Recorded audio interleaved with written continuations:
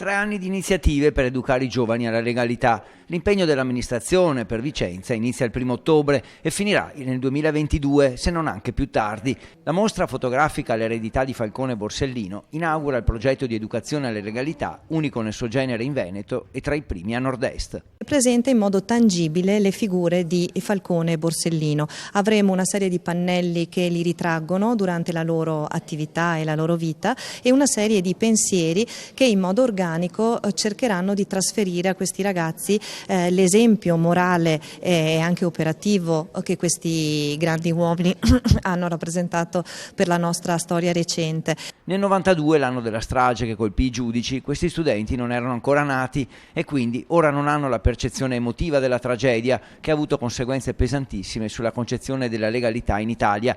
Ecco l'obiettivo delle prossime iniziative, finanziate anche dalla Regione. Ci saranno conferenze, presentazioni di libri, spettacoli teatrali e cinematografici.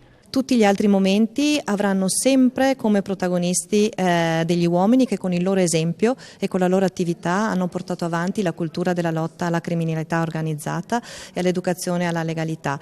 È importante averli come figure, è importante cercare di comunque di coinvolgere in questi momenti i ragazzi. L'Università di Vicenza conta oltre 5.000 studenti e soprattutto a loro che è rivolta questa mostra, che si svolgerà proprio nelle loro aule. È il senso nuovo che stiamo dando alla sede universitaria, cioè aperta alla cittadinanza. Vogliamo che proprio ci sia un dialogo continuo tra città di Vicenza e la sua università. La legalità deve far parte della cultura dei giovani, questo è un paese che ne ha avuto assenza, quindi noi dobbiamo dare un senso di cultura civica e di etica.